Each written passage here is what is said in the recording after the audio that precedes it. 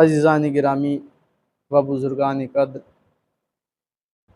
پیغمبر اسلام کی بڑی ہی مشہور و معروف حدیث ہے کہ جس میں پیغمبر اسلام ارشاد فرما رہے ہیں، انی تارکن فیکم الثقلین، میں تمہارے درمیان دو غنا قدر چیزیں چھوڑے جا رہا ہوں، کتاب اللہ و اطرتی اہل بیتی، ایک اللہ کی کتاب اور دوسرے میرے اہل بیت، ما ان تمسکتم بہما لن تضلوا بعدی ابدا، جب تک تم ان سے وابستہ رہو گے میرے بعد ہرگز گمراہ نہیں ہو سکتے، اور یہ دونوں ایک ساتھ حوض کوثر پر میرے پاس آئیں گے۔ تو خداوند عالم نے پیغمبر اکرم کو ہدایت بشر کے لیے بھیجا، اور جب پیغمبر اکرم اس دنیا سے جانے والے تھے تو انہوں نے بھی اپنی امت کے لیے ہدایت کا سامان بتا دیا کہ تم کس طرح سے نجات یافتہ ہو سکتے ہو، تمہاری نجات کا ذریعہ کیا ہے۔ اس لیے کہ ہر عقل مند انسان جب کہیں جاتا ہے تو اپنی جگہ پر اپنا ایک نصب کر کے جاتا ہے، اپنا جانشین نصب کر کے جاتا ہے، اپنا جانشین مقرر کر کے جاتا ہے۔ تو وہ پیغمبر خدا جو حکمت عملی سے کام لیتے تھے، جسے خداوند عالم نے پیغمبر بنا کر بھیجا تھا، جسے خداوند عالم نے ہادی بنا کر بھیجا تھا، تو وہ پیغمبر خدا جب اس دنیا سے جانے والے ہو تو یہ کیسے ممکن ہے وہ بغیر جانشین کے، بغیر ہادی کے اس امت کو چھوڑ دے۔ تو پیغمبر اکرم نے بھی امت کی ہدایت کا انتظام کیا اور ارشاد فرما دیا کہ میں تمہارے درمیان دو غرا قدر چیزیں چھوڑے جا رہا ہوں، ایک اللہ کی کتاب اور دوسرے میرے اہل بیت، جب تک ان سے وابستہ رہو گے تو ہرگز گمراہ نہیں ہو سکتے۔ تو ہمیں اپنی ہدایت کے لیے، نجات کے لیے دامن قرآن کو بھی تھامنا ہے اور دامن اہل بیت کو بھی تھامے رکھنا ہے۔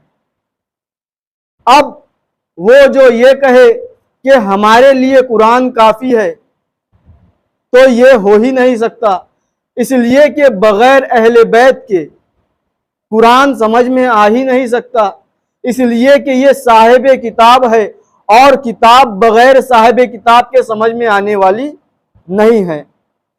اور جو یہ کہے کہ ہمارے لیے صرف اہل بیت کافی ہے، تو عزیزان گرامی یہ کہنا کافی نہیں ہوگا کہ صرف ہمارے لیے اہل بیت کافی ہے، حالانکہ جو اہل بیت کے ماننے والے ہیں، جو اہل بیت کے چاہنے والے ہیں، ممکن ہی نہیں کہ وہ تعلیمات قرآن سے دور ہو، اس لیے کہ قرآن وہی ہوگا جہاں اہل بیت ہوں گے۔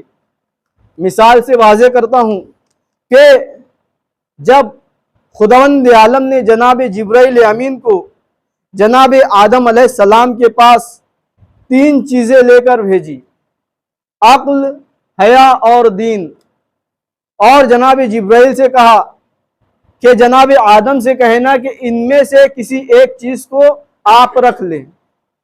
اب جناب جبرائیل علیہ السلام آتے ہیں جناب آدم علیہ السلام کے پاس، سلام و کلام ہوتا ہے، جناب آدم علیہ السلام سے کہتے ہیں کہ خداوند عالم نے آپ کے لیے تین چیزیں بھیجی ہے، ایک عقل، دوسرے حیا اور تیسرے دین، اور کہا ہے کہ اس میں سے آپ کسی ایک چیز کو لے لیں۔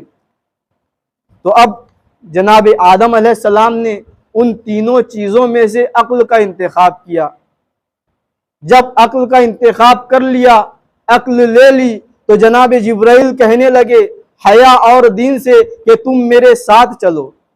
تو حیا اور دین کیا جواب دیتے ہیں کہ خدا نے ہمیں حکم دیا ہے کہ جہاں عقل رہے گی وہیں حیا اور دین بھی رہے گا۔ تو عزیزان گرامی اسی طرح سے بے عین ہی قرآن اکیلا تنہا رہ ہی نہیں سکتا کہ جہاں اہل بیت رہیں گے وہیں قرآن بھی رہے گا۔ صلوات پڑھیں محمد و آل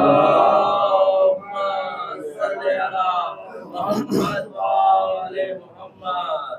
تو ہم جو اہل بیت علیہم السلام کے چاہنے والے ہیں، جب ہم یہ دعویٰ کرتے ہیں کہ ہم اہل بیت کے ماننے والے، اہل بیت کے چاہنے والے ہیں، تو ہمارا فریضہ ہے کہ ہم تعلیمات قرآن پر بھی عمل کریں۔ اس لیے کہ جو ائمہ اہل بیت کا چاہنے والا ہے وہ ائمہ اہل بیت کی سیرت پر عمل کرے گا، اور ائمہ اہل بیت کی سیرت کیا ہے؟ وہ تعلیمات قرآن ہے۔ تعلیمات سے ہٹ کر ان کی سیرت نہیں پائی جاتی۔ تو عزیزان گرامی، انہیں خداوند عالم نے ہادی اور رہبر بنا کر بھیجا ہے۔ یہ ائمہ اہل بیت، انہی ائمہ اہل بیت کی ایک فرد امام جعفر صادق علیہ السلام،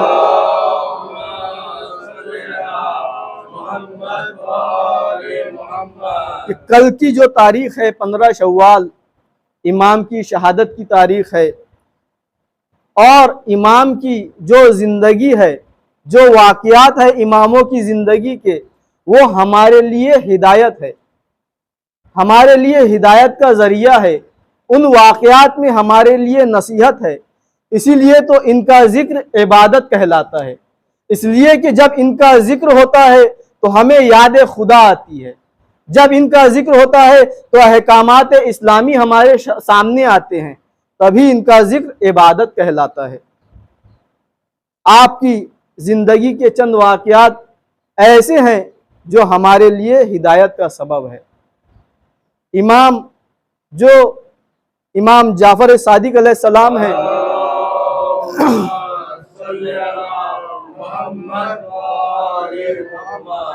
آپ کے زمانے میں لوگوں کے حالات اچھے تھے تو امام کے حالات بھی اچھے تھے، تو امام بہترین لباس پہنا کرتے تھے۔ ایک شخص تھا سفیان ثوری نام کا، وہ امام کے پاس آیا، اور یہ جو سفیان ثوری ہے یہ الگ سا لباس پہنتا تھا، تھوڑا سا میلا گندا ٹائپ کا لباس پہنتا تھا، اور جیسے فقیر فقراء پہنتے ہیں اس طرح کا لباس پہنتا تھا، تاکہ لوگ اسے مہذب سمجھے، دیندار سمجھے، کہ اس سے بڑھ کر کوئی دیندار نہیں ہے۔ یہ امام کی خدمت میں آیا، حاضر ہوا اور کہنے لگا، آپ یہ جو اتنے بہترین لباس پہنتے ہیں یہ ائمہ کا طرز عمل نہیں ہے، یہ نبی کا طرز عمل نہیں ہے، نبی تو اس طرح کے لباس نہیں پہنا کرتے تھے۔ تو امام نے اسے جواب دیا کہ ہمارے جو نبی تھے، جو نبی کا زمانہ تھا، رسول اللہ کا جو زمانہ تھا، اس زمانے میں فقر و فاقہ زیادہ تھا، لوگ تنگ دست تھے، لہٰذا پیغمبر اکرم بہترین لباس نہیں پہنتے تھے تاکہ لوگوں کو لوگ غمگین نہ ہوں، لوگ دکھی نہ ہوں، اس لیے پیغمبر لوگوں کی طرح لباس پہنا کرتے تھے تاکہ لوگوں کا دل نہ دکھے۔ لیکن آج کے حالات بدل چکے ہیں، جن کے حالات اچھے ہوتے ہیں وہ اچھے لباس پہنتے ہیں، لہٰذا میں نے بھی اچھے لباس پہنے ہیں۔ جب اس نے اصرار کیا، نہیں مانتا ہے کہ یہ اولیاء خدا کا طرز عمل نہیں ہوتا ہے، تو ایک مرتبہ امام نے اس کا ہاتھ لیا اور اپنے کرتے میں لے کر بتایا کہ میں نے جو اندر لباس پہنا ہے وہ لباس ایسا ہے جو بدن کو آرام نہیں پہنچاتا ہے، لیکن لوگ مجھے بخیل نہ کہے، لہٰذا میں نے جو اپنے بدن کے اوپر یہ جو لباس پہنا ہے یہ اچھا لباس پہنا ہے تاکہ لوگ مجھے بخیل نہ کہیں۔ اب امام اپنا ہاتھ بڑھاتے ہیں اور اس کے کرتے کے اندر ہاتھ ڈال کر بتاتے ہیں کہ تو نے جو اندر لباس پہنا ہے وہ نرم لباس پہنا ہے جس سے بدن کو آرام پہنچتا ہے، تو نے لوگوں کو دکھانے کے لیے یہ اوپر خاردار لباس پہنا ہے۔ صلوات پڑھیں محمد و آل محمد۔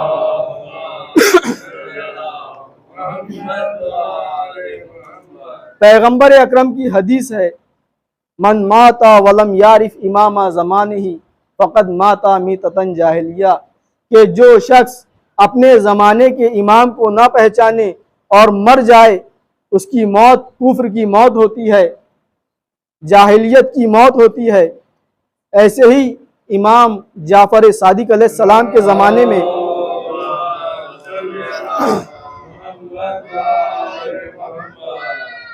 سید حمیری ہے جو ائمہ اہل بیت کے چاہنے والوں میں سے ہے، لیکن امام جعفر صادق علیہ السلام سے ملاقات سے پہلے ان کا عقیدہ یہ تھا کہ یہ محمد حنفیہ کو امام مانتے تھے۔ محمد حنفیہ جو امام حسین علیہ السلام کے بھائی ہیں، یہ انہیں امام مانتے تھے، اور ان کا یہ عقیدہ تھا کہ محمد حنفیہ مرے نہیں ہیں بلکہ غیب میں ہیں۔ جب امام صادق علیہ السلام کو اس بات کا پتہ چلا تو امام نے اپنے اصحاب سے فرمایا کہ سید حمیری کافر ہے۔ کیوں؟ اس حدیث کی روشنی میں، جو حدیث پیغمبر اسلام نے ارشاد فرمائی، من مات ولم یعرف امام زمانہ فقد مات میتۃ جاہلیہ، کہ جو شخص اپنے زمانے کے امام کو نہ پہچانے وہ کفر کی موت مرتا ہے، اور جو زندگی جی رہا ہے وہ کفر کی زندگی جی رہا ہے۔ جب سید حمیری کو اس بات کا پتہ چلا تو وہ امام کی خدمت میں آتے ہیں اور کہتے ہیں میں تو آپ کا چاہنے والا ہوں اور آپ مجھے کافر کہہ رہے ہیں۔ اب امام اسے قبرستان لے آتے ہیں، ایک قبر کے سامنے کھڑے ہوتے ہیں اور نماز پڑھتے ہیں۔ اس کے بعد حکم دیتے ہیں، صاحب قبر سے اٹھتے ہیں، امام کو سلام کرتے ہیں۔ اب امام ان سے دریافت کرتے ہیں کہ آپ کون ہو؟ وہ ارشاد فرماتے ہیں کہ میں محمد حنفیہ ہوں۔ پھر ان سے سوال کرتے ہیں کہ بتاؤ میں کون ہوں؟ تو محمد حنفیہ ارشاد فرماتے ہیں کہ آپ محمد ابن جعفر ہے اور حجت خدا ہے۔ صلوات پڑھیں محمد والے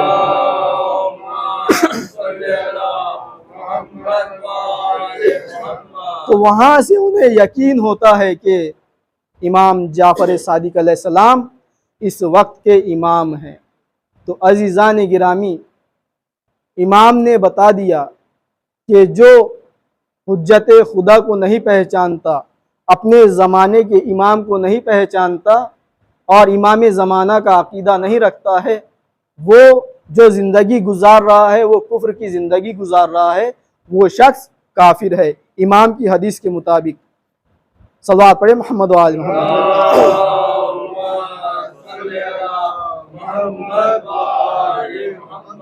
امام کی پوری زندگی ہمارے لیے نمونہ عمل ہے۔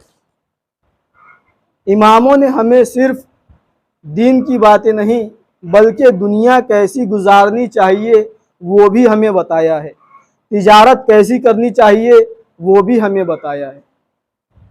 ایک مرتبہ امام نے اپنے غلام کو ایک تھیلی میں 1000 درہم دیے اور اس غلام سے کہا کہ ان پیسوں سے کچھ مال خریدو اور مصر جا کے اسے فروخت کرو، وہاں ان چیزوں کی کمی ہے۔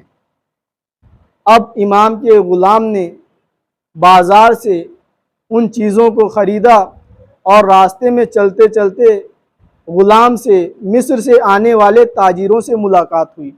تو ان تاجروں نے بتایا کہ تم یہ جو مال لے کر جا رہے ہو یہ مصر میں موجود نہیں ہے اور وہاں اس کی سخت ضرورت ہے، لہٰذا تم اسے 2 گنا قیمت پر بیچنا۔ اب اس غلام نے سوچا کہ اچھا موقع ہے، اچھا فائدہ ہو جائے گا۔ جب وہ مصر پہنچا تو وہاں اس نے 2 گنا قیمت پہ ان مال کو بیچا۔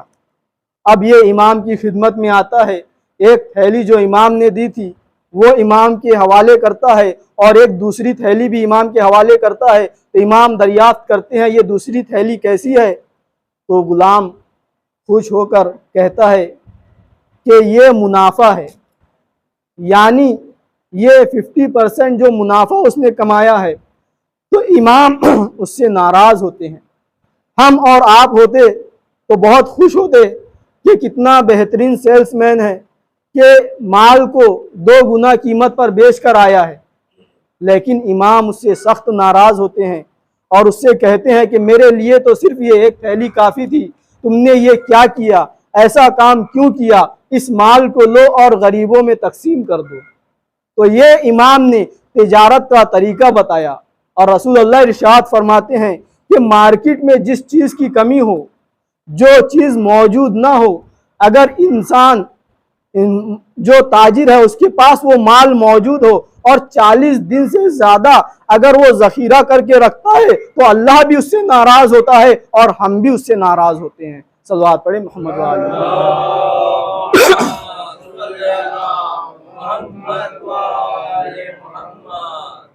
عزیزان گرامی، کل امام کی شہادت کا دن ہے۔ 8 شوال جو گزری ہے وہ انہدام جنت البقیع کا دن تھا۔ اسی جنت البقیع میں ہمارے امام جعفر صادق علیہ السلام کی قبر بھی ہے۔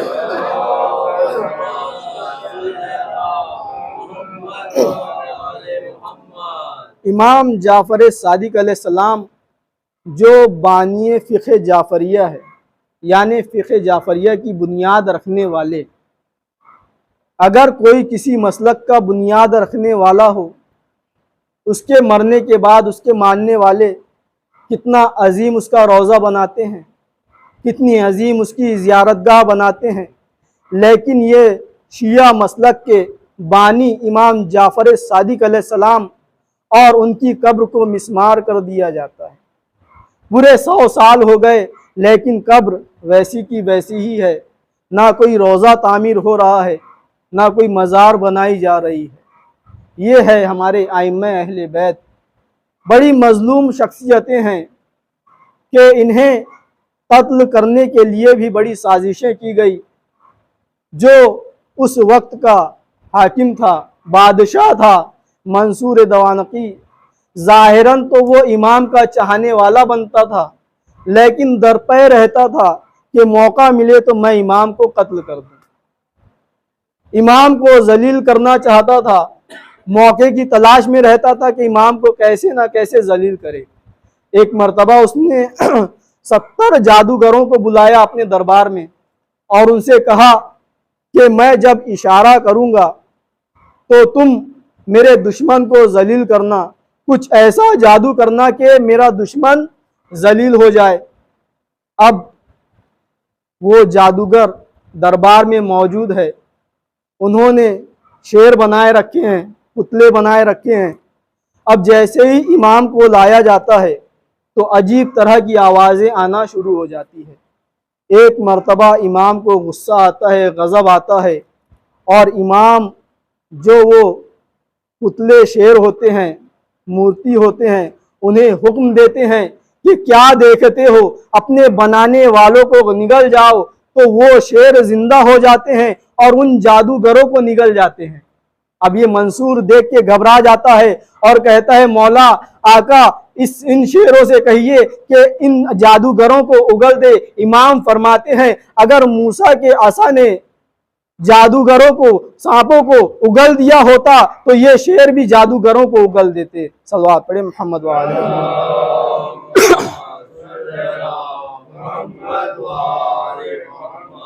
اسی طرح سے امام کے قتل کے لیے ایک مرتبہ یہ منصور سازش کرتا ہے اور 100 افراد کو، ایسے افراد جو کچھ نہیں جانتے، جو بھولے بھالے افراد ہوتے ہیں، انہیں پیسے کی لالچ دیتا ہے اور کہتا ہے تم میرے دربار میں رہنا اور میں جب اشارہ کروں گا تو جس شخص کے لیے اشارہ کروں گا تم اسے تلوار سے قتل کر دینا۔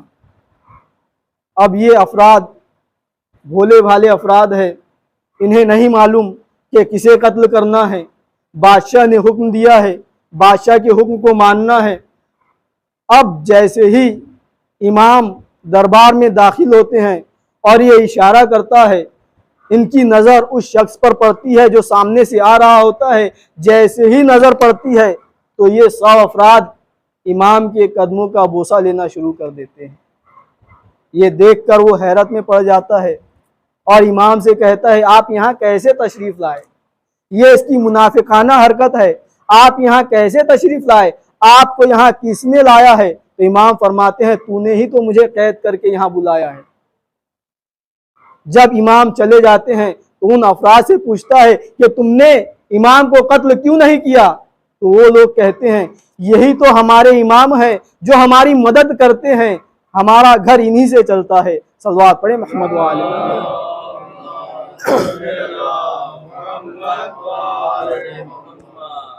عزیزان گرامی، آخر وہ وقت بھی آتا ہے کہ جب حاکم مدینہ کو خط میں لکھتا ہے اور زہر بھجواتا ہے کہ امام کو کسی طرح سے یہ زہر کھلا دے، تو وہ حاکم مدینہ یہ انتظام کرتا ہے، دعوت رکھتا ہے، امام کو بلاتا ہے اور اس زہر کو انگوروں میں ڈال دیتا ہے۔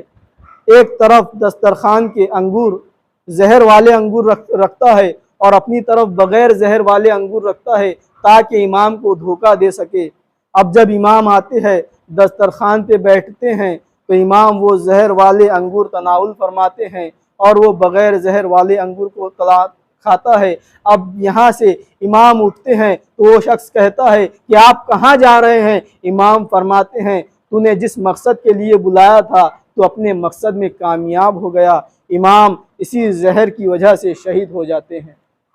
ہاں عزیزان گرامی، امام کی شہادت واقع ہوتی ہے اور آج بھی امام کی مزار ایسے ہی موجود ہے، اسے مسمار کر دیا گیا ہے۔